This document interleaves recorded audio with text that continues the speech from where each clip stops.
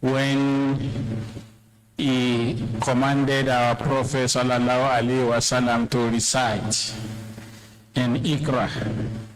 He said he is the one that taught man the use of the kalam and taught man what he knew not. Today, inshallah ta'ala, we shall delve into that knowledge through the mouth of those that Allah has blessed this congregation with in terms of knowledge. And today, as we have advertised, we will be listening to prostrate and breast health awareness, reducing risk and improving outcomes. And this discussion will be led by our Prof.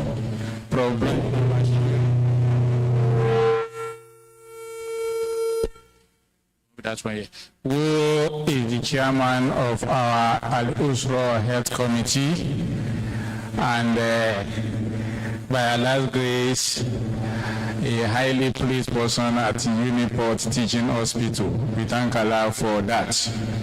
We ask Allah to bless us with what we will hear today, so that it will be a means of ease for all of us and for those that we may also transfer the knowledge to. Inshallah,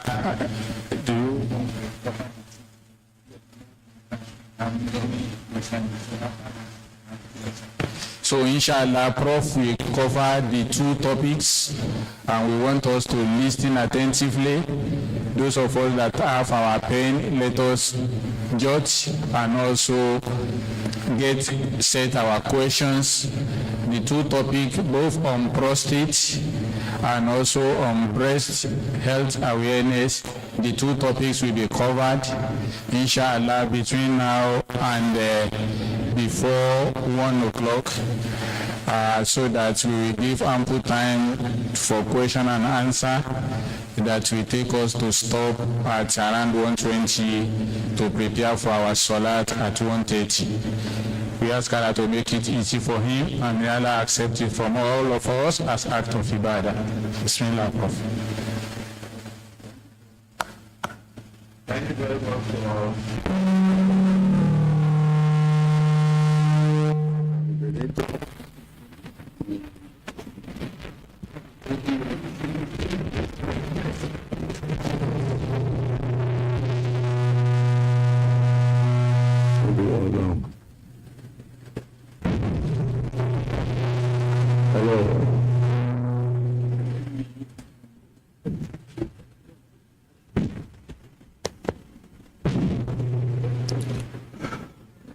I seek refuge in Allah from Satan the accursed. In the name of Allah, the most merciful, the most beneficent.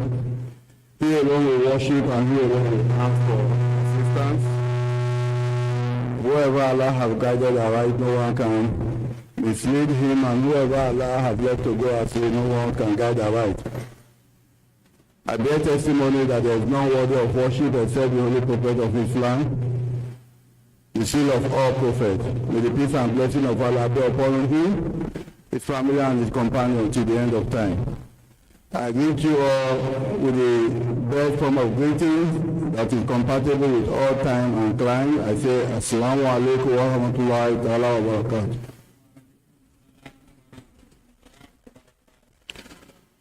This morning, we are going to be talking about prostrate and breast health. And the aim of this presentation is to raise our awareness and improve outcomes of these conditions. After my last lecture on diabetes, I got a lot of requests to talk on this topic. The prostate health. My intention was for me to take this aspect of the prostate health, and Dr. Munir to take the other aspect of it regarding to breast health. But unfortunately, she's away for training and it's impossible for her to be here. So it becomes imperative for me to take both of them together because the committee wants us to give a balanced lecture to cover both the men and the women. And I know the lecture is going to be very interesting. It's going to be, because it is topical. And I also envisage that there will be a lot of questions following this lecture because of a lot of things that are going around in the social media space. So I will kickstart the lecture.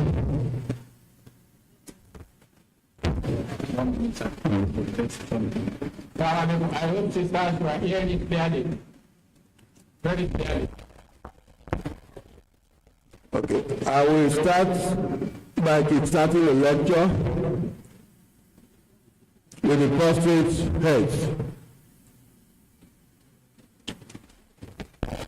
The prostrate gland is a gland that is found only in men. It's found only in men. However, there is an equivalent of the prostate gland in women, which is referred to as the Skenis gland, but it's not involved in this disease process. I've tried to show this so that we can appreciate what we are going to talk about. The prostate gland is just a small gland. It's a small gland. In fact, they said it's the size of a walnut. We all know the walnut. So that gland you are seeing having different colors is just showing the different part of the prostate gland. It has various parts. But we're not going to go into that. But I want you to notice something. Above it, that structure you are seeing above it is the bladder, where the urine collects. And of course, you know that leaving the bladder is the urethra. The urethra transverses the phallus. So that is a long tube you are seeing leaving the bladder coming out.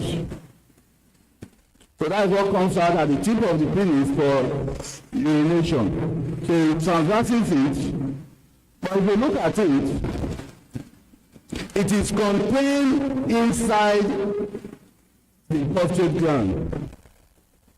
And we are going to understand this later when we start talking about when people have prostate condition, the way they present. So it therefore means the prostate gland is surrounding the urethra through which the urine passes through from the bladder. So when there is problem with the gland, or when the gland is enlarged, what happens? It means it's going to compress on the urethra. And that accounts for majority of the symptoms and signs you see in people with this condition. So above it is the prostate, and just behind the prostate itself, is the rectum. We all know that it is the rectum that leads to the anal canal for defecation. And that is also an important clinical thing that is important in management of patients with this condition. That is why, if we want to know that the gland is enlarged, the thing we do is to do digital rectal examination. Because of its proximity to the rectum, it's just in front of it. So when you put your hand into the rectum, you can feel it. And that's the only way we will know that it is enlarged. So if it is enlarged, you can feel it by going through the rectum to do digital examination. So that is the significance of this organ. and its related anatomy. Now, as small as this organ is, or this gland is, let's quickly look at the function of this gland in man. The prostate gland produces fluid that contributes to the volume of the semen. What a man ejaculates following coitus is semen, and the semen is made up of a lot of things: the sperm cell, the fluid from the seminal vesicle, and also the fluid from the prostate gland. So it's all these put together that form the semen. So we are saying it has a role in reproduction by contributing 15 to 30% of the volume of the semen. Another very important function of the prostate gland is that it produces liquid or fluid that is slightly acidic. It contains citric acid and zinc. It also contains enzymes.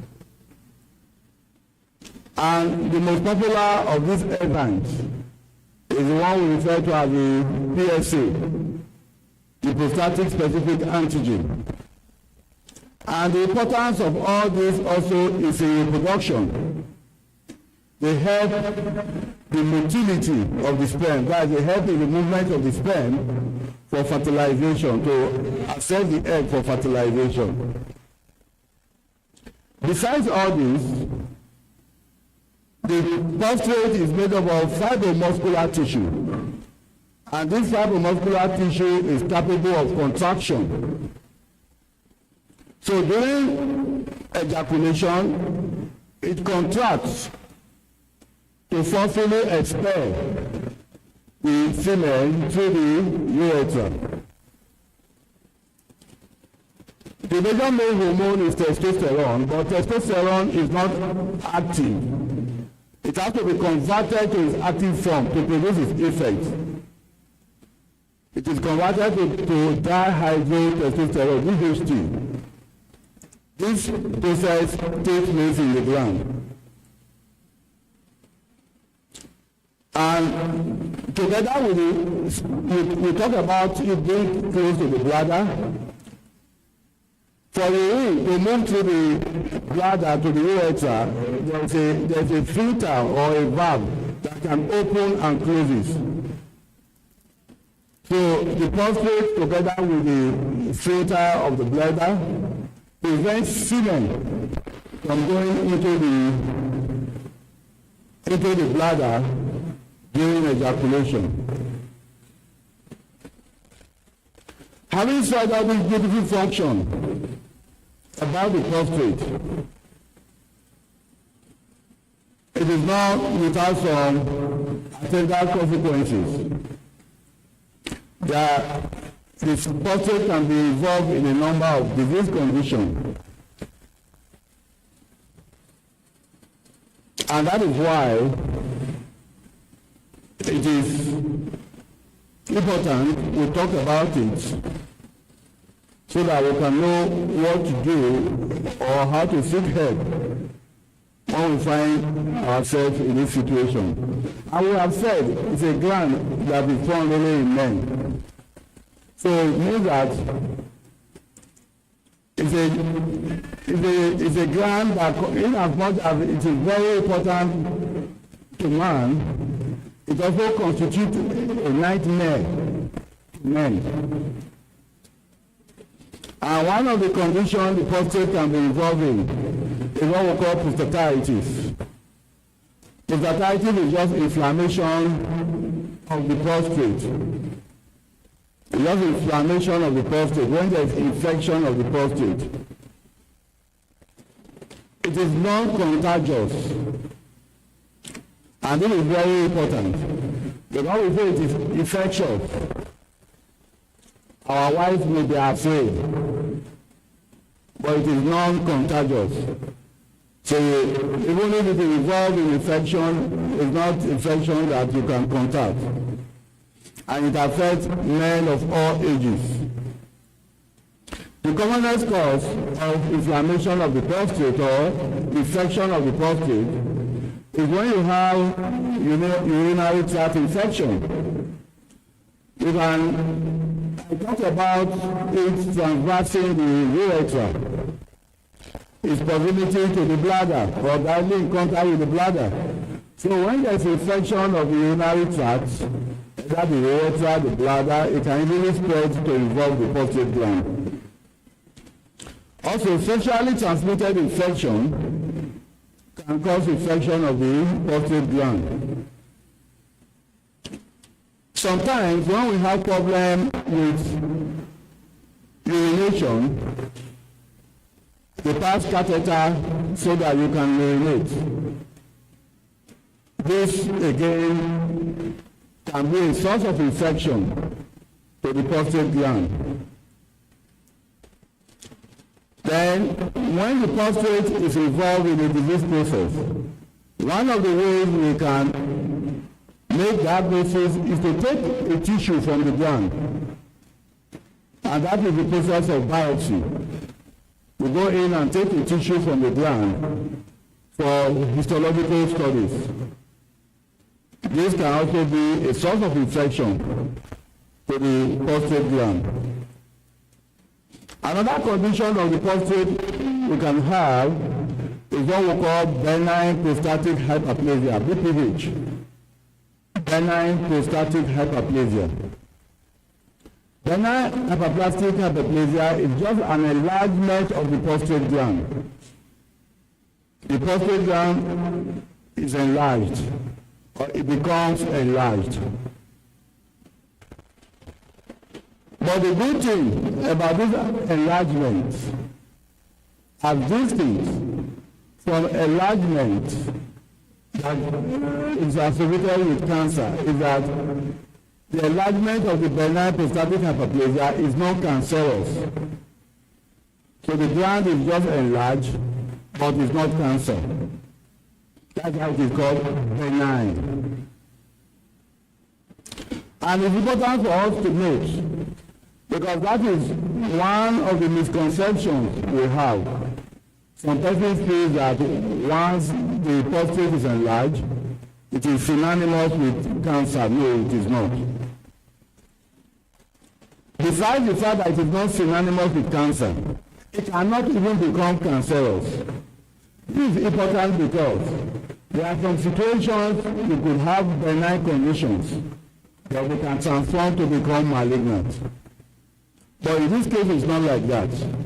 With a benign condition, it doesn't become malignant. So you can have benign prostatic hyperplasia without having, or without it becoming, it's a distinct situation completely.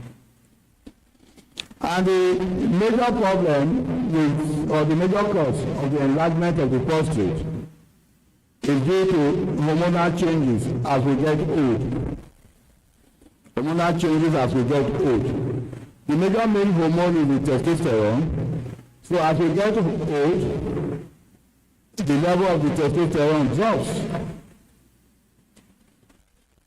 while the level of estrogen remains the same. So the imbalance in the level of these hormones can lead to the overgrowth of the prostate tissues, and you can have an enlargement. Another important factor that is associated with the enlargement of the gland is aging. Aging. So the risk of having an enlarged prostate increases with age. And sometimes you start having symptoms at the age of 40.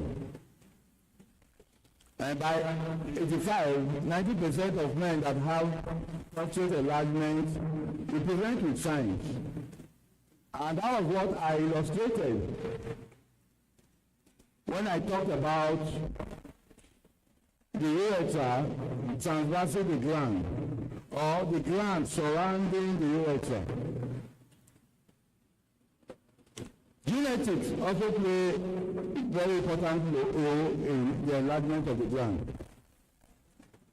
So when there's a family history of BPH, that is enlargement of the gland, it is the likelihood of the offspring of someone who had BPH to have an enlargement is very high. Other risk factors are obesity, weight, lack of exercise, type 2 diabetes, and heart disease. All these can lead to enlargement of the gland. What are the symptoms, or how do you know that the gland is enlarged? And please, can you go on to the next slide? Symptoms. Good. So if you look at that structure, you can see the prostate is enlarged. And what can you see? The ureter, that tube, is constricted. Because it is enlarged, the ureter is constricted, is narrowed. And what is the implication of that? The urine that is supposed to be flowing freely through the ureter will not be able to flow through. That is just the major problem. So, because the urine is not flowing through with ease, it means that you have more urine in the bladder. The urine will not be staying in the bladder. And because the urine is staying in the bladder, what happens? You keep weeing. You wee and wee, you wee and wee. As you are going to the bathroom, you are coming back, you are going. And this is particularly worse at night, where it is referred to as nocturia. There's also urinary hesitancy. You want to wee. You go to the bathroom, you want to wee. You are there for 2 minutes, the wee has not started coming out. Trying to make it to come out. Because there is an obstruction. So that is urinary hesitancy. So it takes time. The same thing, when the urine starts coming out, for it to stop another wahala. This is referred to as terminal dribbling. So you want to stop, you cannot stop. Right? When we were children, when we play around, if we want to win, we will line up. I don't know whether some of us did it. We want to know the person that has the longest string. You stand, just wonder how long past your own. So, but as you get old, that string reduces. And this is part of what is responsible for such reduction. So there is weakness of the string. You can't push urine out very well. So there is incomplete emptying of the bladder. So we keep voiding. And there's what we call overflow incontinence. And that is why we say don't hold urine for too long in the bladder. When you feel you want to urinate, go and urinate. When you hold the urine for a long time in the bladder overstretches itself and loses that ability for it to control voiding. So you don't have urine leaking out. That's why I say that people that are afraid they will wear pampers for them. So urine will just be leaking out. It can be so bad to an extent that the urine cannot even come out at all. You have urinary retention. As simple as the word is urinary retention. If you have urinary retention, it's a bad situation. The pain associated with it. You want to urinate, you can't urinate, the urine is there.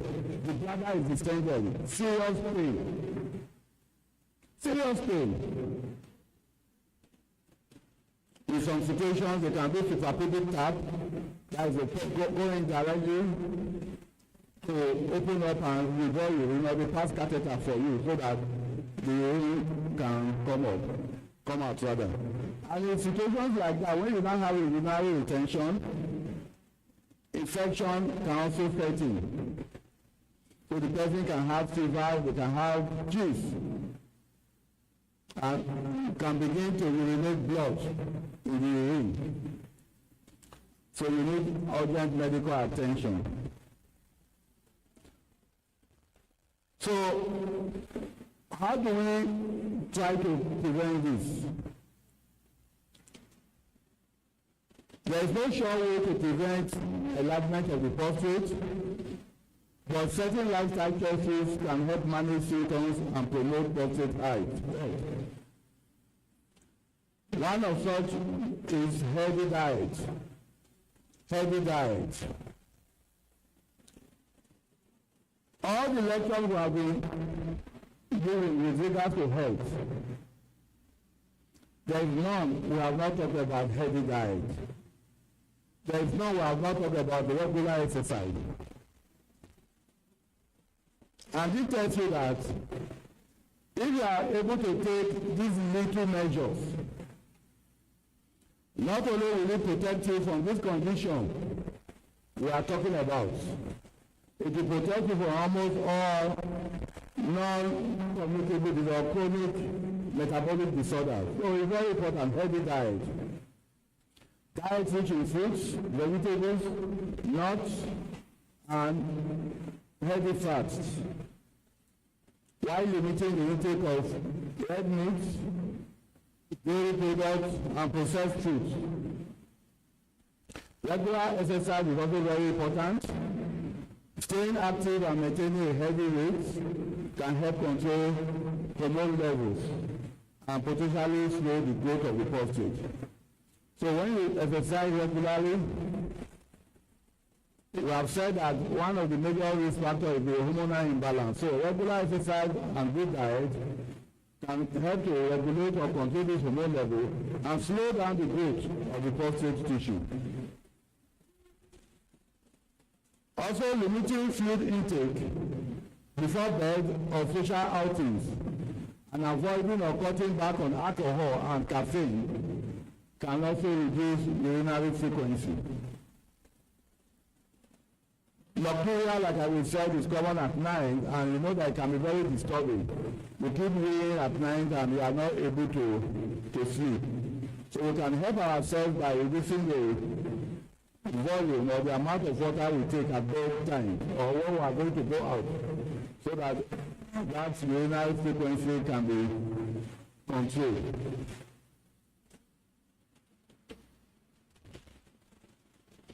Let us go into prostate cancer and another condition that can affect the prostate.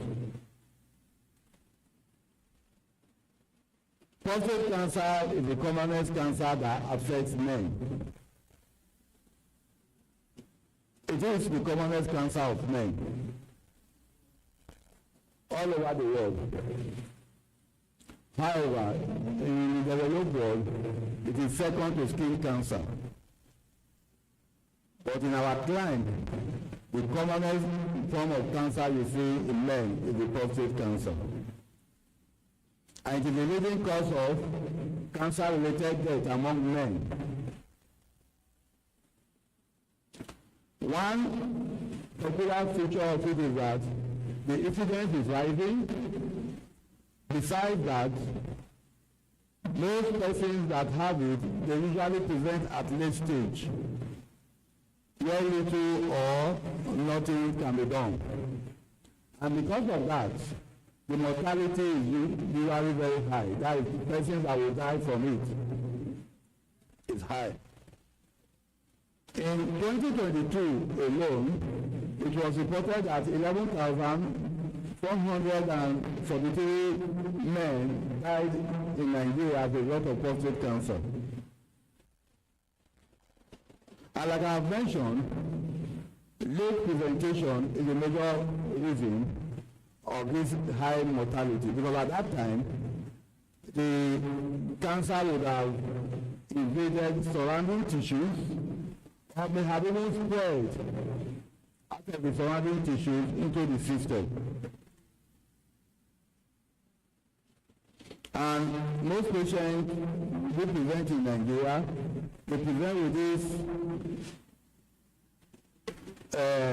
locally invasive or conditions that have where the disease has spread to the body system, making the outcome very poor.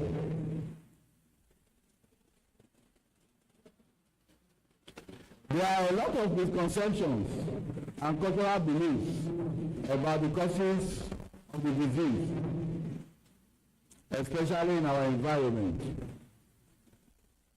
One of such misconceptions is that some people believe that prostate cancer affects only older men or the elderly. True, while the risk of having it increases with age, but no age is spared. Men of any age can be affected. In fact, it is documented or reported that when it is seen in the younger age group, it is usually the aggressive type that is seen. We also have this misconception that the prostate cancer always has noticeable signs or symptoms. Some people believe that once you don't have symptoms, once you don't have signs, it's not prostate cancer. But we are saying that it's not correct. That those symptoms are symptoms that are associated with late presentation. That you can actually have it without even presenting with anything. And that is why there are other modalities that we will see as we go on in this presentation. You have to do screening. An elevated PSA level automatically means you have cancer. To go to this screening, we have to check our PSA level, prostatic surface antigen. This is one of the constituents of the fluid produced by the prostrate. So some persons are of this opinion that once it is high, or they have this misconception, once it is high, it means you have cancer. We are saying it is not always so.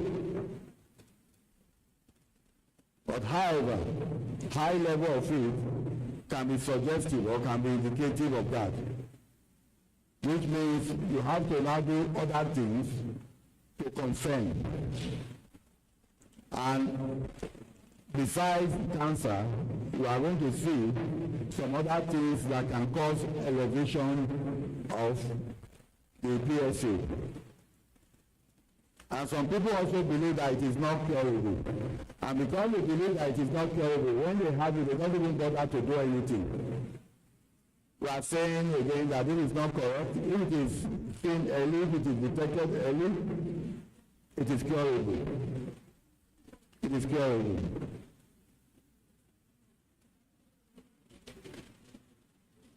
A lot of us,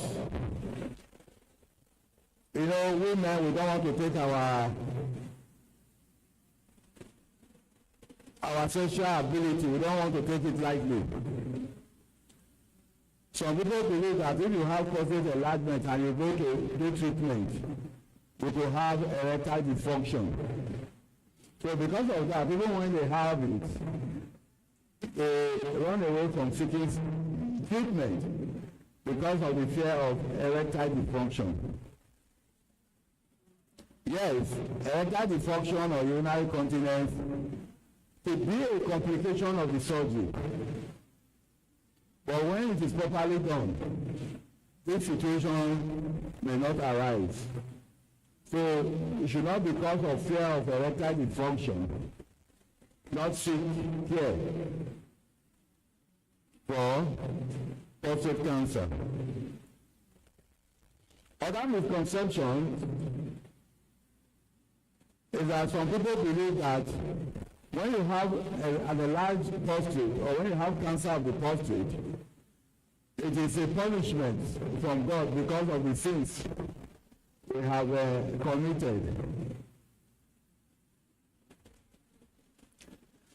Why some people also believe that, or the misconception some people have, that if you don't have sex, or when you have sex too much,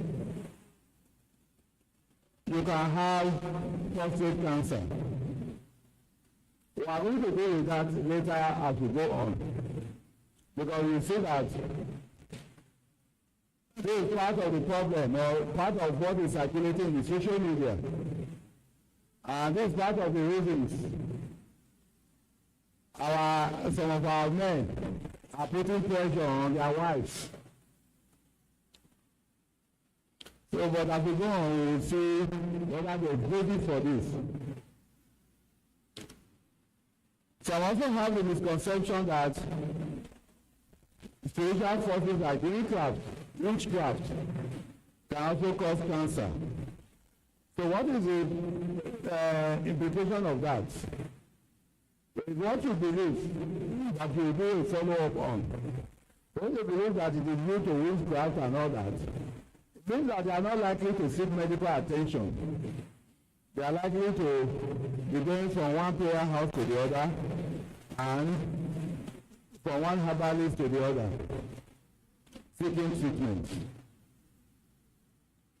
And finally, some persons also feel that once you don't have symptoms, you don't need to do screening. Screening is what is compulsory for every man to do for prostate cancer from the age of 40. What are the risk factors for prostate cancer? One is age, which we have already mentioned. As you get old, or the older you become, the likelihood or the probability of you having cancer of the prostate is high. We have also, just like as it is in the case of benign prostatic hyperplasia, enlargement of the prostate that is non-cancerous. Genetics, like I have mentioned, that plays a role in the enlargement of the prostate, also plays a role in cancer of the prostate. Our diet is also very important. Weight, environmental factors, just as exposure to chemicals have also been suggested to contribute to development of prostate cancer. Our lifestyle, sedentary lifestyle, inactivity, lack of exercise, smoking, excessive alcohol, they also play a role. And like I mentioned earlier, smoking, alcohol, just like diet and exercise, these are modulators of chronic diseases. So if you are able to take care of these to a considerable extent, you are taking care of these chronic diseases. Also, inflammation of the prostate, which we mentioned as prostatitis, will also increase the risk of you having prostate cancer. So how will somebody with prostate cancer present? They will present exactly the same way. They will present exactly the same way someone who has an enlargement will present.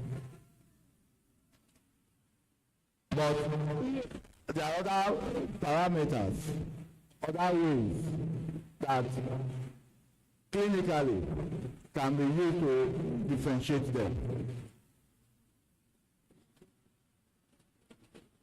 So in addition to the urinary incontinence terminal dribbling of urine, urinary hesitancy, overstretching of the bladder, urinary retention and all that. You could also have all this in the cancer of the prostate. In addition to all this, you could have erectile dysfunction. You could have erectile dysfunction. Even when you don't have erectile dysfunction and you are able to copulate, you could have painful ejaculation. In some situations, there could be blood in the semen. When it has spread to other parts of the body, you could have pain at the back, at the hip, or the pelvic. You could have unexplained weight loss, bone pain. You can have swelling of the legs. And this is very important that when we have certain symptoms, we don't take them for granted. There is a patient, or there's a friend of mine, a senior friend of mine, who is sick. Of course, the prostate is enlarged. Biopsy has been done. As far as he's concerned, he's doing well. Even when the biopsy was done, he didn't go back for the results. I came to encourage him, go and pick your result. But each time I go to see him, he complains of bone pain. And as far as he's concerned, it's because he's not doing anything. But as soon as he started complaining of bone pain, I started feeling bad. Because the first thing that came to my mind, that enlargement is likely to be cancer. So I encourage, I say, go and collect the result. Eventually, they went to collect the result after much pressure. And really it was diagnosed to be prostate cancer. So it can present in various forms. Don't think. So it's better to err on the part of caution than you don't do anything at all. It's better you investigate and they say nothing is there than I was having it, I didn't take it important. It has gone advanced.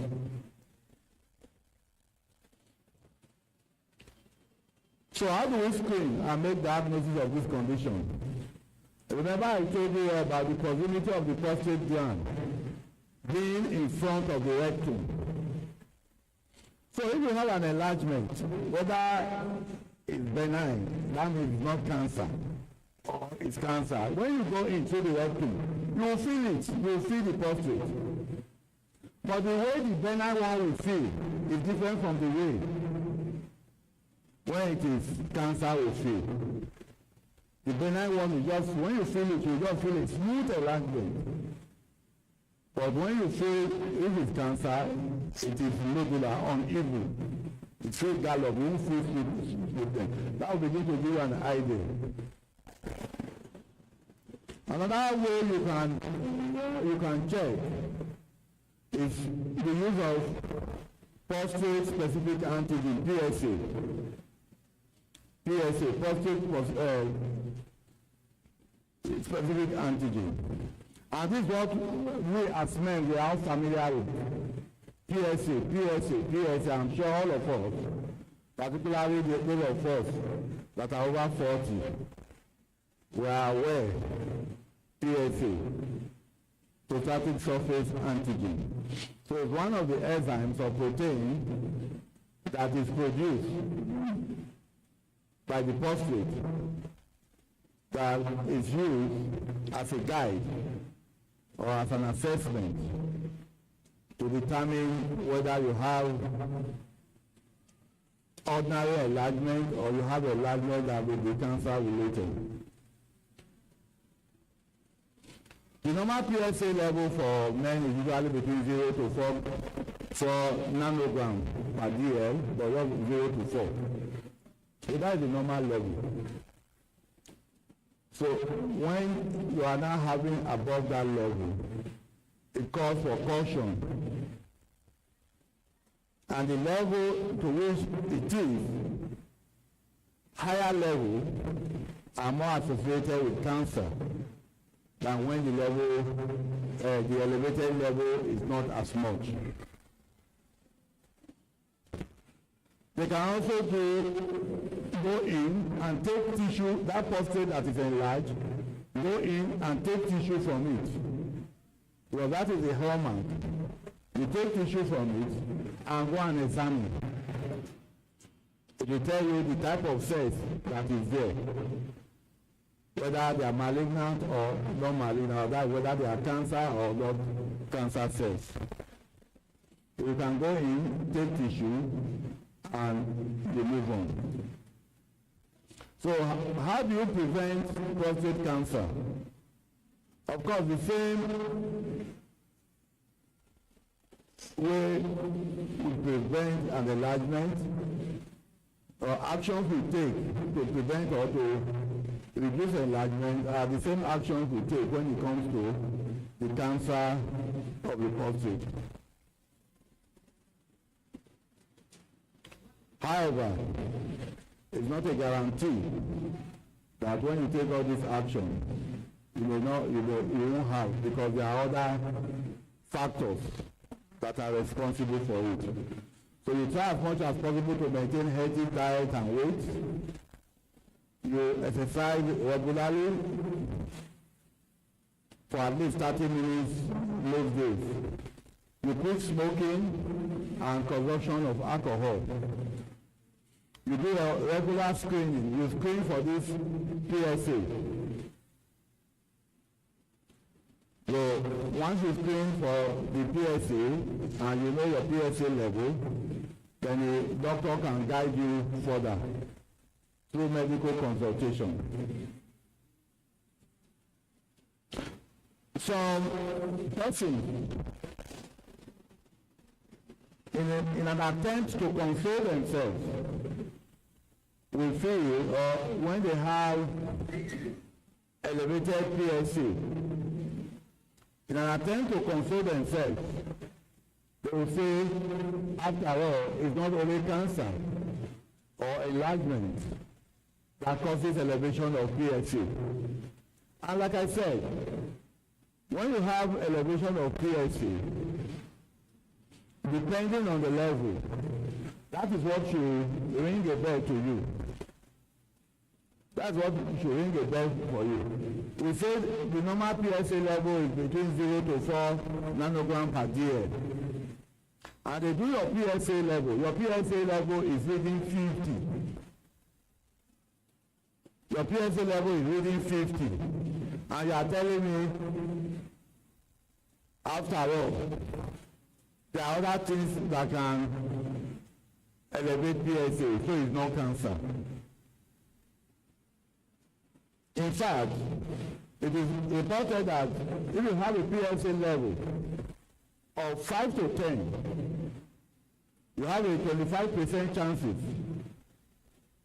of developing prostate cancer. And when this level increases beyond 10, 20, 30, you have 50% chances of developing prostate cancer. So you can see chance of developing. But the instruction here, you have not developed. But when you do routine medical follow-up, you are monitored. When changes are going to take place, it is picked up early. If they need to place you on drugs, they place you on drugs. Rather than relying on, no, there are other things that will cause elevation of PSA. You are going to be monitored over time, and this is very important. You are going to be monitored over time. They don't just label you that you have prostate cancer. No doctor or no physician or surgeon want to label a patient with cancer. It's one of the most difficult things to do. So it takes a lot. Investigations, follow-up, monitoring, done everything before you'll be able to say, yes, this is what it is. So, like we have mentioned, there could be an elevation when there's cancer, when there's an enlargement, when there's prostatitis, which is inflammation or infection of the prostate, when there's urinary tract infection. When there's prostatitis, there's urinary tract infection, and you have elevation. That's why you need to be monitored. So if you come to me, your PSA level is assessed. The fact that it is 5, it is 6, may not mean anything to me. But when you come back again, it remains at that level or it has gone up. Because it is expected, if it is an infection, either prostatitis or urinary tract infection, when that infection has been taken care of, what happens? It is expected that the level goes back to normal. That is what it is. So when the level is not coming back to normal, it shows that elevation is not a result of this situation. Age also is a factor. Just like we have for hypertension, where you have specific blood pressure for specific age groups, that okay, even if your blood pressure is really 130, 85, 90, okay, it's 50 years, it's 70 years, it's okay for his age.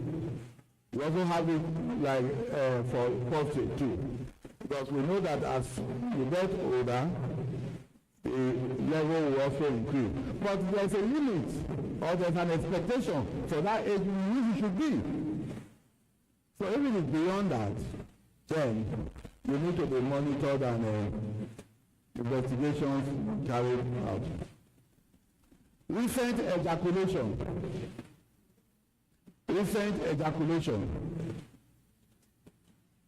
you have just met with your wife, the PSA level will go up. So, but PSA level going up following ejaculation is expected to resolve after 48 hours. So you cannot come to me and tell me that my PSA level is elevated because I had intercourse with my wife. And when I tried to find out, it was about 4 days ago. After 48 hours, it is expected, or your PSA level should ordinarily come back to normal level. So these are situations that we can have transient, short-time increase in the PSA level. Procedures like biopsy or cystoscopy. Biopsy, like I have mentioned, is taking tissue from the bladder, from the organ or the gland to go and study. But when they do cystoscopy, if you want to examine the bladder, you can use a tube to go in that has light so that you can be seen inside the bladder. That is cystoscopy. Cystoscopy or biopsy can also lead to elevation of the PSA level. Again, when you have biopsy or you have cystoscopy, it takes 1 to 2 months for PSA level to come back to normal. So when you come and they do your PSA level and it is high and there is evidence that you did this procedure, the doctor won't be worried because the doctor in his mind will be clear that it is probably because or it's because of this procedure. That is why. So the doctor will continue to monitor you every month, come to take the level. So it's expected maximally after 2 months it should come back to normal. Physical activities, just like riding a bicycle. Some of us who ride bicycle, we sit on the bicycle seat. You know the bicycle seat is narrow, it can compress compression of the prostate gland, and you can also have elevation of the prostate gland. And like I said, even if this does happen, it's a transient, it's for a short time. for a short time. Other drugs can also affect it. Let us now look at sexual activity and prostate cancer. What we have circulating in the social media now, the men are quick in circulating it and sending it to their wives. Like when you ejaculate 21 times a month, you are less likely or you won't have prostate cancer. So, pushing the ball to the women, that if it's your turn or if the ball is in your court, to ensure that I achieve this. Yes, few persons have tried to talk about that. There was a study done in Harvard and another study done in Australia. The Harvard study, they looked at 30,000 men for a period of 18 years. And they concluded, or they postulated, that men that ejaculated 21 times in a month have 20% reduction in the risk of developing cancer when they compare them with those who ejaculated 4 to 7 times a month. The Australian study also looked at 2,000 men, and these men were under 70 years. And they also suggested, the research also suggested that men who had sex 5 to 7 times a week compared to those who have 2 times are less likely to have prostate cancer. So this is interesting. And this is what we have circulating. We want to tell you that medically, there is no recommended number of times a man should ejaculate per month. Medically, there is no recommended number of times a man should ejaculate per month. So the frequency varies depending on the number of factors. So that you not say they say 21 times a month, you go and kill yourself. Which in real sense, there is no basis for. So it depends on the number of factors. The number of times you ejaculate or you meet with your wife depends on the number of factors. No, I will finish before then. One of such a factor is your age. A man that is 70, say the day he should ejaculate 21 times a month. Does he not want to kill himself? General health, you are not too strong, or you are facing a lot of stress, and you want to have sex 21 times, ejaculate 21 times a month. Are you not causing problem for yourself? Or even the house is not sweet. Your relationship with your wife is not sweet. And you want to have time with her 21 times in a month. Will it work? It won't work. So what it is said that a man should ejaculate as often as it is natural and comfortable for his own body. So what is just happening? What is just happening? You may not, but I will still try as much as possible to explain to you. What is just happening? What these people have just tried to do is just to say that there is a correlation between number of ejaculation and prostate cancer. There is a correlation. It doesn't mean that when you do not, so it's not a cause. It doesn't mean that if you do not, because by implication, if you say if somebody ejaculates 21 times in a month, is not likely to develop cancer, it means that if you do not ejaculate, you will develop cancer, is it not? That's the meaning. So it means that lack of ejaculation will cause cancer. Meanwhile, there is no such finding. So it's not a cause-effect thing. It is just a correlation. It is just a hypothesis where people make statements on the basis of no evidence. They make statements on the basis of no evidence. Because how can you prove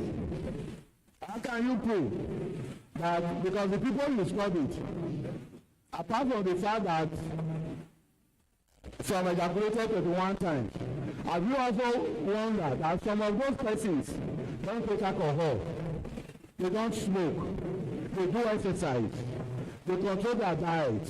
So why are you now linking that absence of or risk of reduction of cancer to only the ejaculation? So why don't you say that, oh, those who have exercise are not likely to have, you understand? So it's just a way of promoting or propagating an action that have no evidence. And I know this is causing a lot of problems in our homes. So that is, so like I said, it's just a statement or an explanation that is made on the basis of lack of evidence. So a lot of research is still required to validate or to prove this. So those specific frequencies of ejaculation can definitely prevent prostate cancer. And like we said, other factors play a role: genetics, diet, and other health status of the prostate. So instead of focusing on specific number, pay attention to what feels healthy for your own body and lifestyle. If you have concerns about your prostate health, consult a healthcare provider for personalized advice. So let's quickly go on to breast cancer. Because of the prostate cancer, breast cancer, prostate cancer is the commonest form of cancer in men, while the breast cancer is the commonest cancer in women. And that is why, to raise awareness, to bring the attention of the public to this condition, the month of September is regarded as the prostate month. And this is followed by October, which is regarded as or recognized as the month of awareness for breast cancer. So October is the breast cancer awareness month. So if some of us have been following the social media or been following the news, you discover that there have been a lot of noise about breast cancer online. And more importantly, 15th of October is recognized or regarded as World Cancer Day. So the month is not for people to be doing social media posting or for them to be, the color for the month is pink. You see people wearing pink, tying pink all over the place. So it's not for people to be tying ribbons all over the place or wear pink or be doing social media posting. The whole essence is for us to provide real-time information that could save lives to women. So to provide information that will save women's lives. While in the other climes, in the other parts of the world, breast cancer is commonly seen among women that are 50 years and above. But in Nigeria, it is seen in women that are under 50 years. And like prostate cancer I have mentioned, the fact that it's seen in women that are up to 50 years or less than 50 years, it can also be seen in younger age group. And like prostate cancer, when these situations or when these conditions are seen in people of younger age group, it is usually very aggressive. So because of that, unlike in the past where we advise people to go and to start screening at the age of 40, 50, emphasis is now shifting that our daughters should start screening as early as possible from the age of 20. And like I said, the younger you are when diagnosed, the more aggressive the cancer tends to be. And because many young Nigerian women don't know they should be checking by the time it is noticed, so most of us do not know the importance of routine check. So most times at the time we notice any changes, it has gone advanced. So it is advocated that we should start self-examination at the age of 20 years for our guests. Start self-examination at the age of 20 years. And this should be done usually by the 3rd to the 5th day after your menstruation. And the reason why this is so is that during the period of your menstruation, the breasts are tender and they feel lumpy. So if you do examination at that time, you may give a wrong information or you may have a wrong impression about what you are saying. So usually 3 to 5 days after your period, where this tenderness and the lumpy nature of the glandular tissues of the breast must have resolved. However, what of those women that have passed the age of menstruation? You can decide to pick any time of the month that is suitable for you, where you ensure that you do your self-breast examination. It can be on the 1st of every month, it can be the last day of every month, and you can also help yourself by trying to set up an alarm system that will always remind you whenever the time is due, So when you do examination, what are those things you check for? You need to check for lumps or thickening. You need to check for lumps or thickening. Ordinarily, there should be no lumps in the breast. But once there is lump in the breast, again, it doesn't mean that it is cancer. There are other things you need to check. When there's a lump there, is the lump fully mobile? Once a lump is fully mobile, that means you touch it, you run to this place, you go to this place, fully mobile. It's not attached to tissues. It's not a cancer. It's just a lump that needs to be removed. And there are a number of things that can cause lumps. We don't need to go into all that.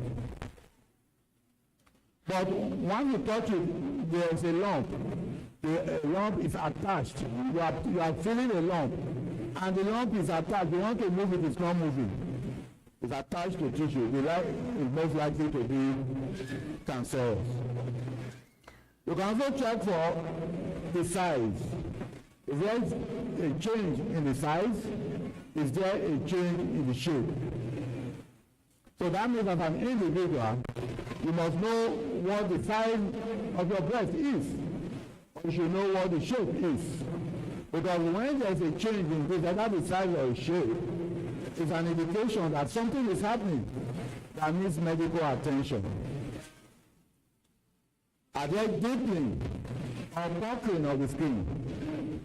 The skin of the breast is uniformly smooth and round. But when you begin to see wrinkles, wrinkling of the breast or the skin of the breast, then you need medical attention. Or you see dimple, then you begin to see depression on the skin, All these are signs that something is happening, that you need attention, medical attention. What of discharge? Of course, it's normal. In some situations, you could have discharge from the breast. Let me not say it's normal. You could have discharge from the breast. Of course, it becomes alarming when what is discharging from the breast is blood. Then you need an attention. Or if the nipple inverting inwards, for every woman, the nipple is pointed.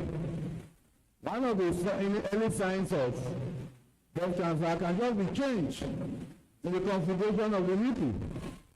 It is pointed, but you see it is retracted. So when the nipple is retracted, it goes inside. Then you need to take action. And these are early signs that we normally ignore. And before we know, the situation is out of hand. When you have redness, or the skin of the breast becomes scaly, dry, you need to be attentive and take action. When you have persistent pain from the breast, it's also important that you need to take action. And like I have mentioned, the fact that you have a lump in the breast does not mean that it is cancer. So don't get infuriated, don't be apprehensive, don't be anxious. The right thing for you to do is to seek medical attention. Self-examinations are important also, but you cannot, in some situations, you may not be able to pick these changes because you are not a professional. So it is recommended that even when you do this self-examination, you can complement this with visiting a healthcare professional to carry out further examination for you. At least you can do that once in a year, or once in every 2 years, or once in every 3 years. And what is recommended that at the age of 20 to 39, you can do that once every year, or 2 years or 3 years. But when you are up to the age of 40, in addition to the clinical examination, every woman is advised to get a mammogram done, where you have to be exposed so that they can use instruments to look at the breast to see the tissues, the gland inside, whether there are changes. When there is a family history of breast cancer, it means that you are a high-risk patient, then you should start seeing the doctor earlier enough.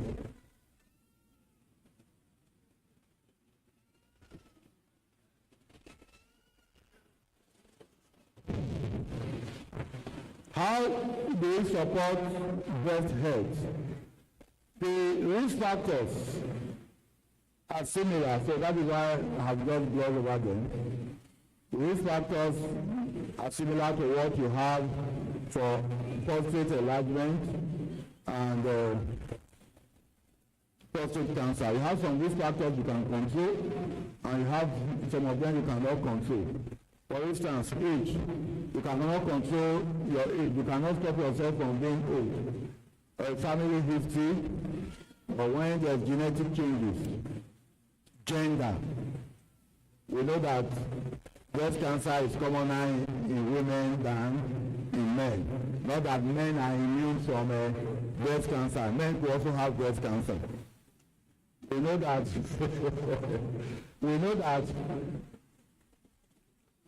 the breast of a man and that of a woman, they are exactly the same from birth to puberty. It is at puberty, as soon as the man begins to produce testosterone, that is what arrests the development of the breast in man. That makes it not to. So they are exactly the same thing. So we as men, we are also not immune from it, but however, it is commoner in females. So all these things we are saying, look out for. So we should not zero our mind that if our wives we are talking to, we are also talking to ourselves. So these factors that we can control: smoking, you can control your smoking consumption, alcohol consumption, your weight, and your inactivity. So how can we support our breast health? One is regular exercise. Studies have shown that physical activities reduce the risk of breast cancer by 20%. So you try to aim for 150 minutes of moderate exercise every week, or 75 minutes of vigorous exercise, like running, intense gym or session in a week. You also advise to eat well, and you focus on plenty of fruits and vegetables, especially dark leafy greens, omega-3 fatty acids, like fish, walnuts. Limit the extent to which you take processed foods. You can also consider the use of supplements. Certain supplements support overall health of the breast, like multivitamins. Women multivitamins can fill in the nutritional gaps where they are. Vitamin D, linked to lower breast cancer. Then omega-3 supplements, they have anti-inflammatory properties. So they can help to moderate or modulate the cancer cells.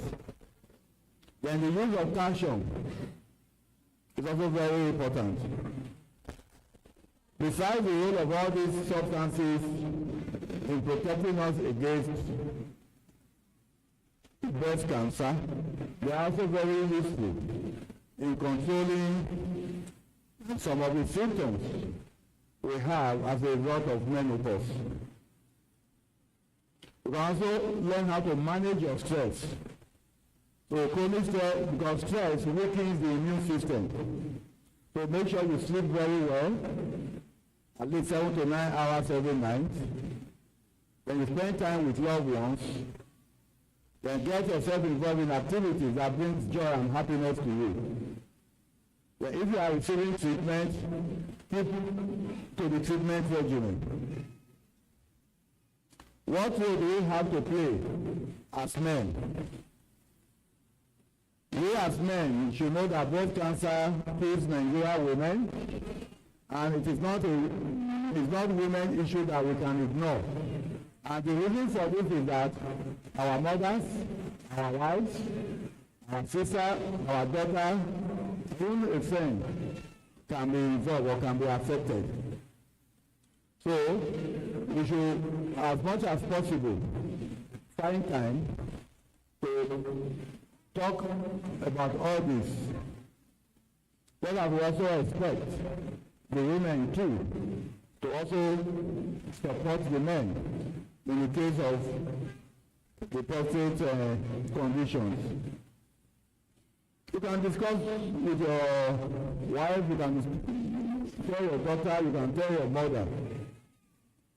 When last have you checked your breast health? When last have you done observation, screening? You may think it is awkward to ask your mother or your wife, but it is better to discomfort yourself and someone the courage to ask. Because when the problem comes, you are the one that is going to carry the responsibility. So you're going to put the discomfort or the awkwardness or the inability of you to ask aside and be brave and bold to ask. If our wives do complain to us that I have observed something. You encourage her to see a doctor immediately. Not, there's nothing there, you complain too much. You try to discourage her or dismiss her concern. Try as much as possible to encourage them to go for screening, because we have said that the reasons why the fatality, the mortality is high, because most of us take time to seek medical attention, and at the time we are doing that, the situation might be beyond control. So also, I've already mentioned that men also be sure that you are not immune to it, so you should also, when there are changes or when you notice anything, then you need to take action immediately. Some persons delay screening because the men in their lives don't take it seriously or actively discourage them, and they see it as wasting of money on health. So don't be that man. So be the man who helps to save life. Having said all this, these are conditions that are real, that are staring us at our face, and we should not take for granted. We are encouraged to repeatedly do our examination, do our screening. When we notice any change, or when we notice changes, we do well to seek medical attention. For self-medical examination, which some of us may be conversant with.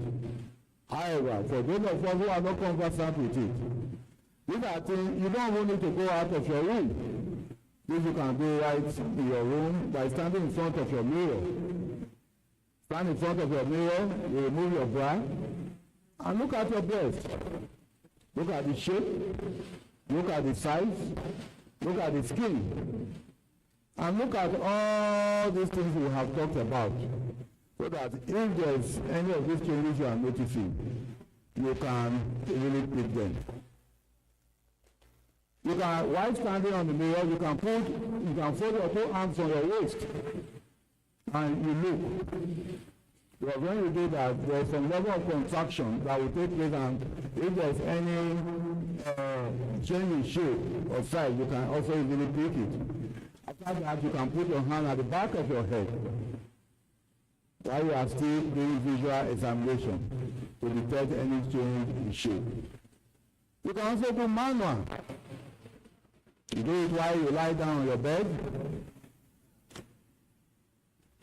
You lie down on your back. You put your right hand under your head, and you use your left hand to go around clockwise systematically to see whether you can feel anything. When you finish that, you put your left hand on the head while still lying down, and use your right hand to do that for the right. So these are things you can do. You can also manipulate the breast, the nipple, and see whether discharge will come out from it. Also examine your armpits while also standing up, because do not forget that the armpits, the breast, is in close proximity of the armpit. So when there is condition of the breast, the first place is placed in the armpit, the axillary lymph node of the armpit. So also, as much as possible, check under the armpit if you can feel anything. And on a lighter note, for those of us that are married, if you cannot do this, you can tell your husband to do it for you free of charge. I know they will be happy to do that for you. And say, Mala, what did you see? Or did you see everything? May Allah continue to guide us and protect us and make our prayer easy for us. Assalamu alaikum wa rahmatullahi wa barakatuh. Alaikum Asalamu wa Rahmatullah Wabarakatuh. Alhamdulillah.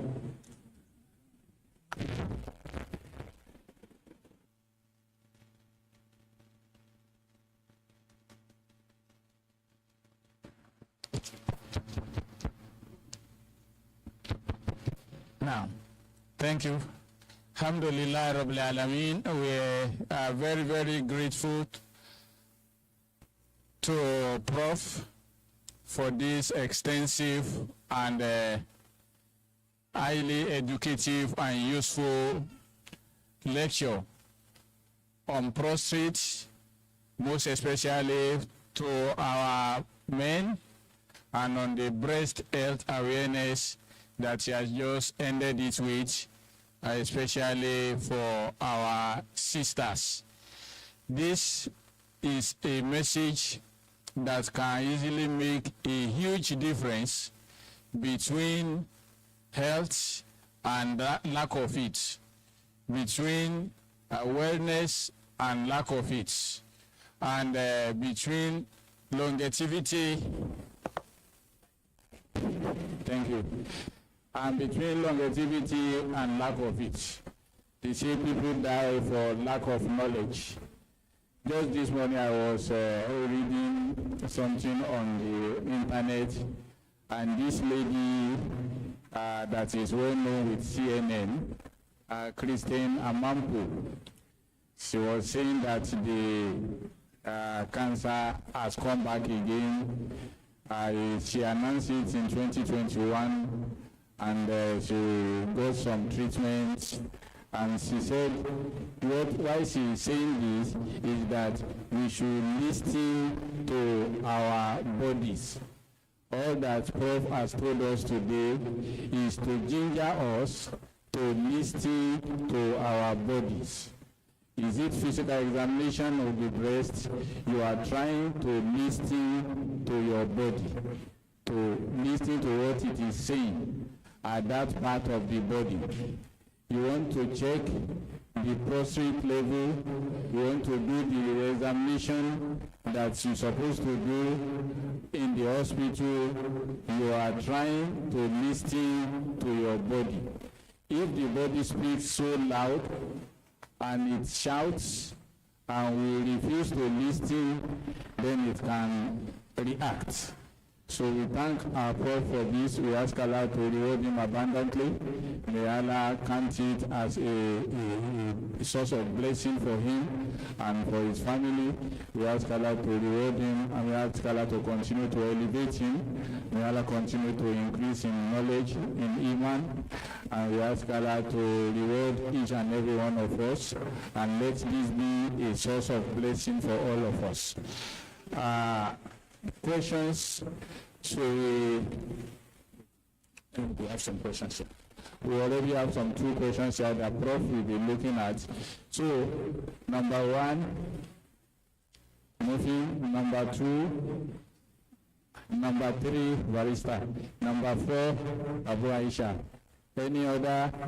Then we have received questions from our sisters. Any other one that wants to ask?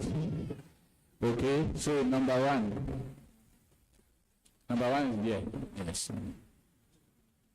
Check if he's speaking. There's one here, sir. Asalamu Alaikum Waramatullah Wabarakatuh. Alaikum salam wa rahmatullahi wa barakatuh. I want to say Jazakum Allah khairan to the lecturer who has enlightened us on these life-disturbing issues.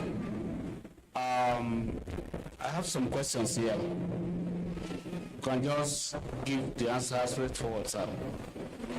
Is it natural that older people must have hypertension? Is it natural that older people must have hypertension? If yes,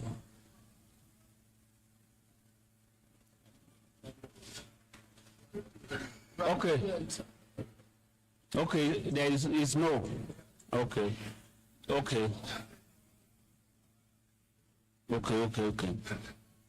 What can you say about the numerous online marketing of cure for prostrate or prostrate cancer? Okay. Then when is it Yeah, most of those things you see, they are not correct. Some of them are not true. Some of them have no basis. People are just selling drugs to make money. Go outside and ask people that have used those products. They regret using them. Because it has not changed anything. In some situations, even make the application worse. Make the situation worse. I'll give you a simple example. My immediate senior sister, she's in Lagos. During Salah, she came to Port Harcourt. And when she was going to come, she said she wanted to see an ENT surgeon. No problem, when you come, they can recommend to you. But the problem is that she has a problem with the ears. She has been going to clinic, probably she has not seen a consultant for someone to specialize in that area. Now, I said, no problem, we have a lot of them in my hospital call. She came. They saw her, did all the examinations and everything. She was placed on drugs and all that. And there was improvement. She told me that she would know that I bought a lot of drugs online. I bought a lot of drugs online. From 40,000, from 50, from 100. Are you getting it? But in this case, they just examine the ear, clean the ear, clean down antibiotics, we didn't spend up to 10,000 euros. Okay, let me continue. Sir. Yes, continue. Okay. Is there any manual way of feeling that a man has prostrate, or it has become prostrate cancer? Yes, I mentioned it when I was presenting. And I said the prostate gland is situated just directly in front of the rectum. So one of the ways you can close prostate is a digital rectal examination. That means you put your intense finger, you go in. When you go in and palpate, you see the enlargement. It is a smooth enlargement. It's a smooth enlargement. That means that you are taking your hand to feel it. You are not feeling any gallop. It's soft. It's not likely just to be an enlargement. But when you feel it, and it is nodular, it is hard, it is strong, and it is uneven, you begin to, this is likely to be cancer. Yeah. Then lastly, sir, what can you say about the microscopic operation of prostate cancer without any tearing of the body that is being there are various ways prostate can be treated, right? There are various ways it can be treated. Like what you are asking is endoscopic surgery. There is room for endoscopic surgery. But however, endoscopic surgery, before you go into that, you must have done other investigations. You must have seen the size of the gland. You must have seen other things. What is the size? Okay, this we can achieve by. So it's not what you do. So there are a lot of things you put into place before you determine what you do. So it's not just surgery. Even drugs. You can just be placed on drugs. Then they can take you on drugs first. So we reduce the size, we reduce the enlargement, so that it can be manageable during surgery. So of course, there's endoscopic surgery. Another one going. Number 2. Oh yeah, come.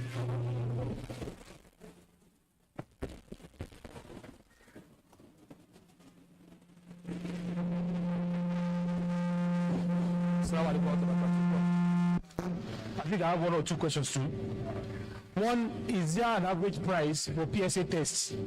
Because I tried to consult some lab, and the price they are giving me, the variance was just too much. I don't know whether they are doing the same thing or they are doing different thing. Somebody gave me 20-something, another person gave me 40-something, another person gave me 13. So I'm not confused that I don't have to do the same thing or there's a problem with the prices or whatever. That's one of my question.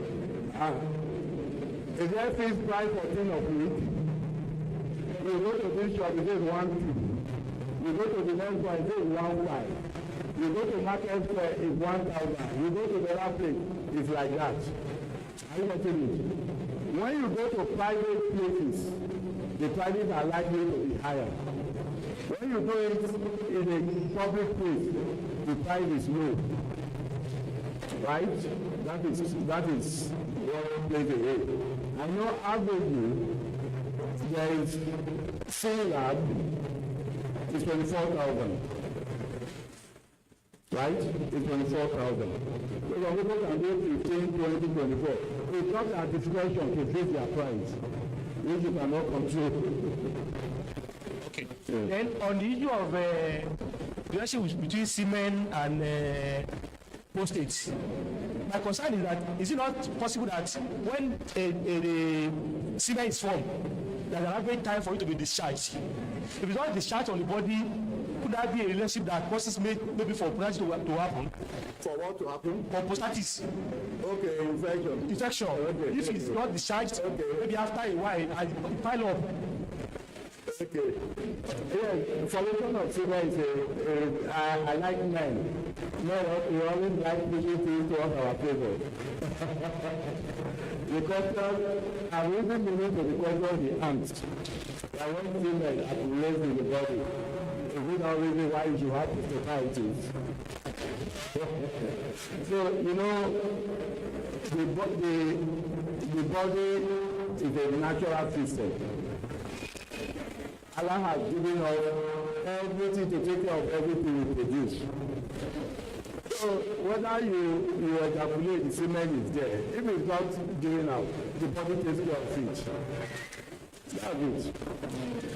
So it has nothing to do with society. Unless otherwise, there's an infection.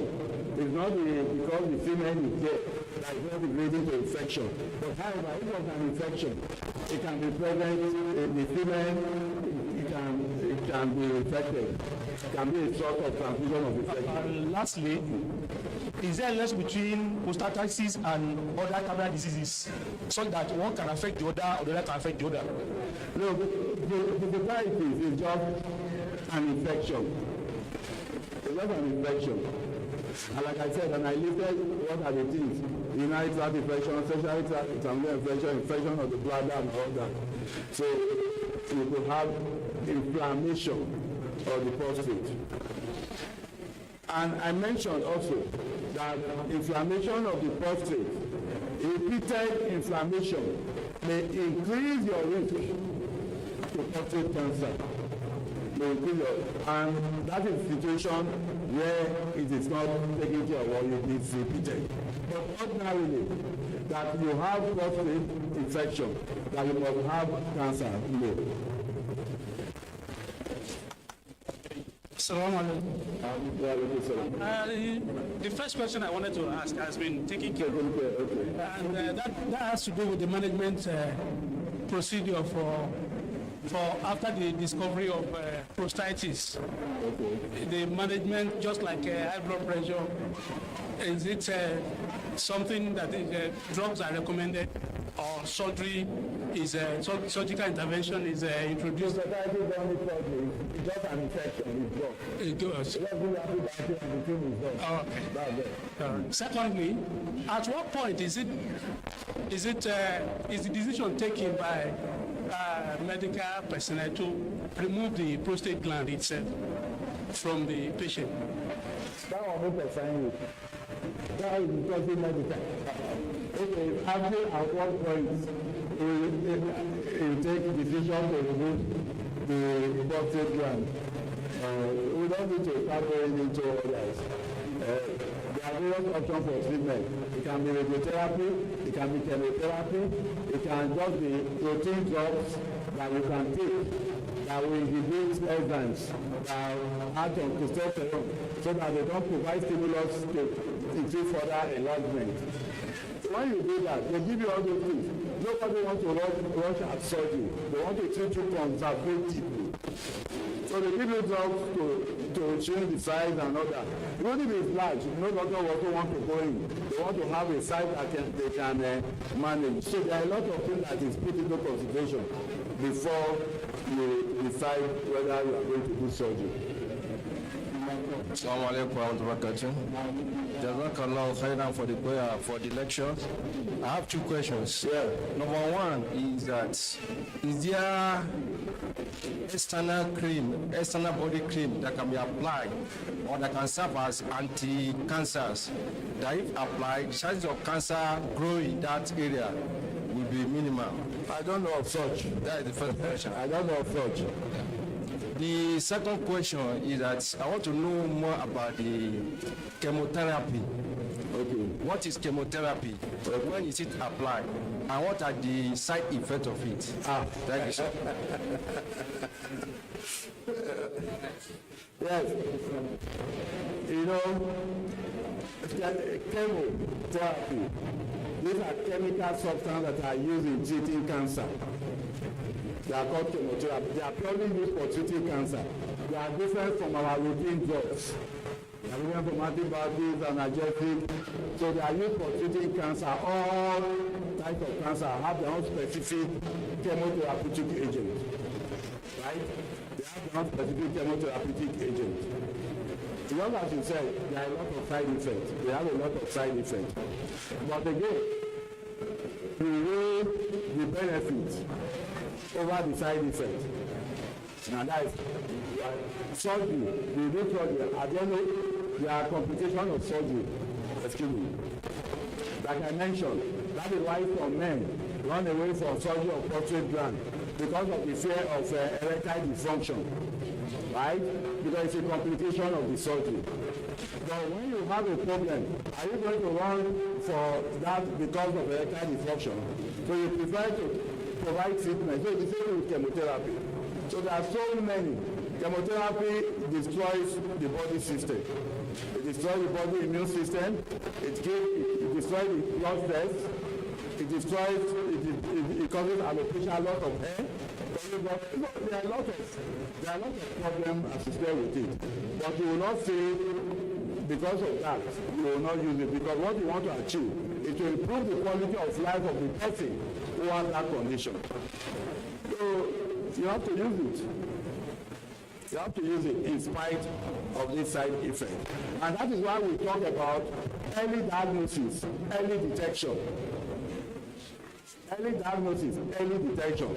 Because what determines how you are going to use it depends on at the point at which the diagnosis is made. If something is detected early, you may just go through just one cycle of chemotherapy. Yes, the effect will be minimal. If it's detected late, you may now go through 4, 5, 6 cycles of chemotherapy. That is how it is. So it works and it's effective. I have a staff, one of my nurses, a young girl. She did self-breast examination and she detected a lump. And she came to the hospital, she was examined, and the tissue was taken. It was cancer. It was cancer. I'm sure she did not, up to laboratory, I'm not sure she not be 40, or at most she's 40. She was placed on chemotherapy because it was detected early. So once you are placed on chemotherapy, it has not spread and all that. Then, and today, she's jumping all over the place. She's okay. In addition to the fact that they did mastectomy for her, that breast was removed completely and she was placed on chemotherapy. So it depends on the stage, it depends on the time. Do not forget, once you have, and that is where we have problems. I'll give you a typical example. Once it's cancer, most times at the time you are presenting, it's already debilitating. So your situation is already bad. The patient has lost a lot of weight. They have done this, they have done that. And you are now having chemotherapy. That's why no doctor will not start you on chemotherapy. You have to do all the blood tests. They do the blood test, they do this liver function test to be sure that your body will be able to handle it before they give it to you. If I want to give you antibiotics, now I don't need to do all those tests. But if I want to do chemotherapy, I will check your full blood profile, check your white blood cell, check your red blood cell and everything, because it's going to depend there. So if they are low already, you won't be placed on it. They are going to check your liver function test. If your liver is not functioning well, you won't be placed on it. So it's not a blind process that a job place patient on.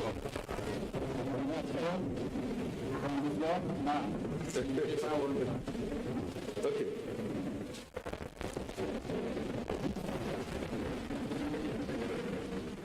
So there's a question here. It says, you mentioned that the frequency of ejaculation to prevent prostate cancer is a hypothesis. What about the frequency? What about the frequency of sucking breast?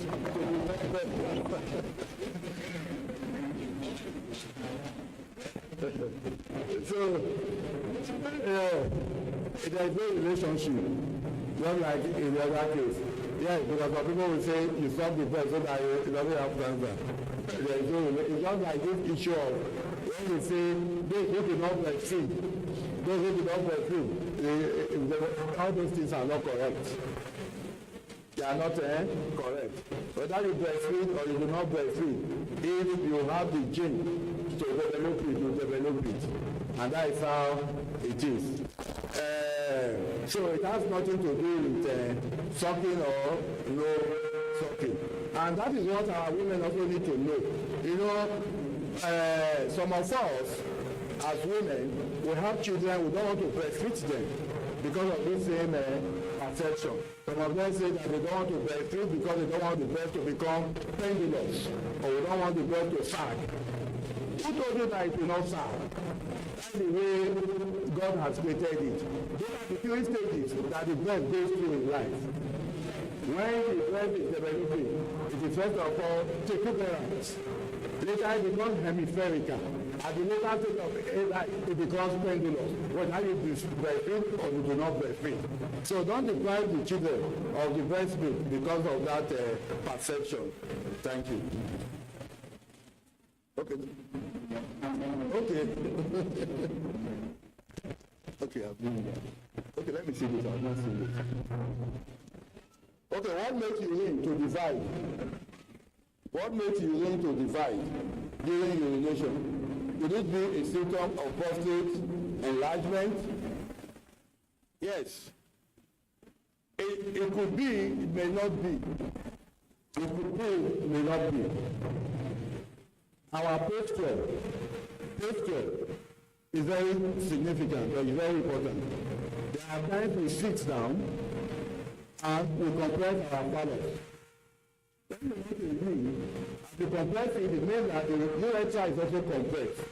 When you want to use, the urethra opens up. So in that case, the stream of the urine can be divided. Yes. But it could also be as a result of enlargement. It could be as a result of enlargement. But if it's an enlargement, that is where the problem is. If it happens once, then you won't be thinking of enlargement. But if you want to use it all the time, you are having division of the stream. There's something to tell you that something is happening. But I want to use it now because I've been sitting here and maybe excuse me. I'll be sitting here, so I may have sat or compressed myself, then it can divide. But if I want to use it subsequently, it won't happen like that. If I want to use subsequently, it's like that. You know, I want to use it dividing. There's a problem. Because ordinarily the stream, the urinary stream should not divide. Then the final question, somebody said, what is your medical recommendation for someone who has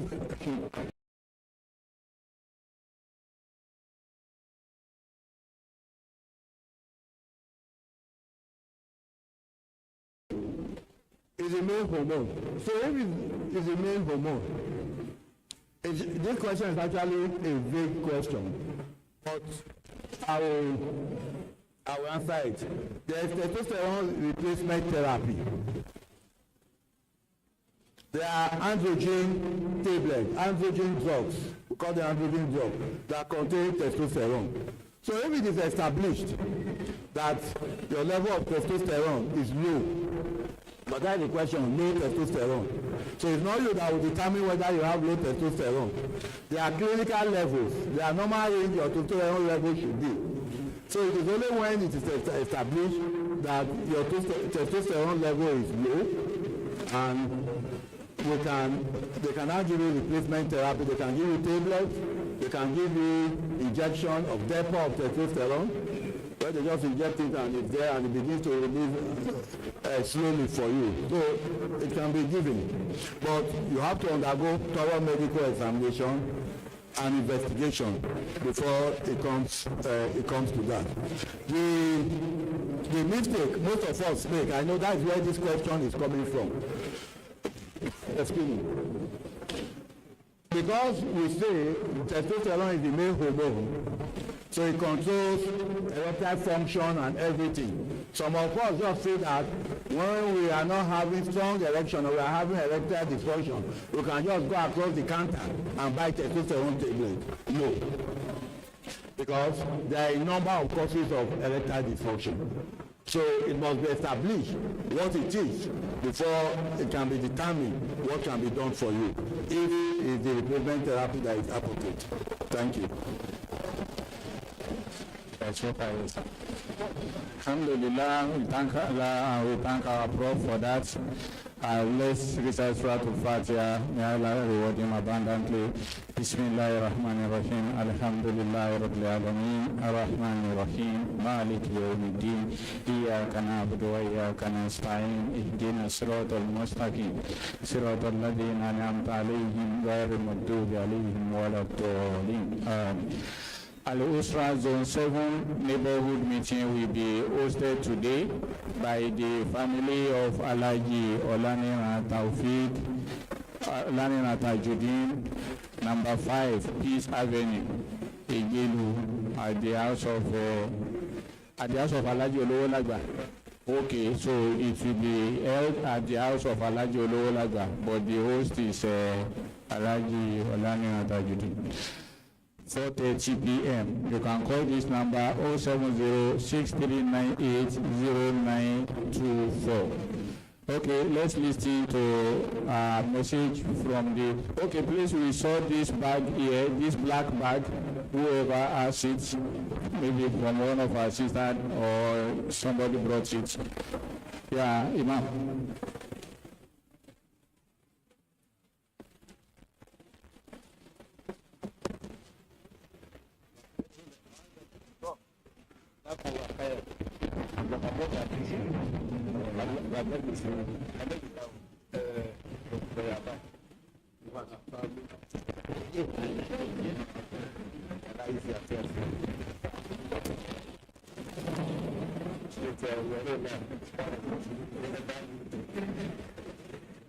أعوذ بالله من الشيطان الرجيم بسم الله الرحمن الرحيم الحمد لله.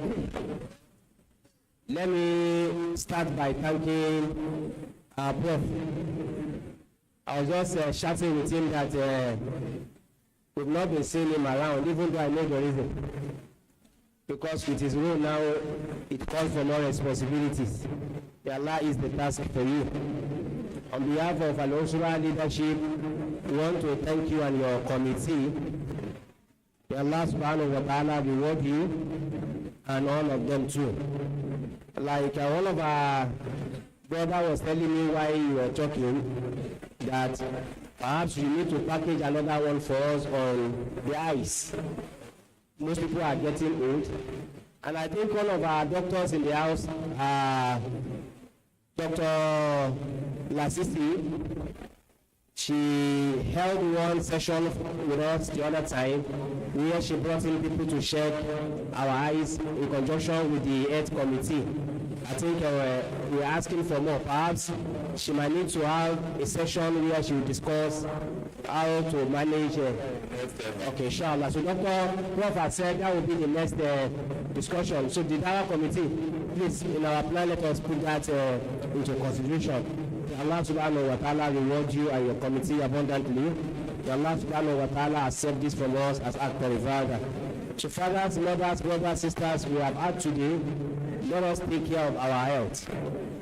It is part of the maqasid of Sharia, the principles of Sharia that Allah has given to us. One of it is yourself, taking care of yourself. So you don't wait for anybody.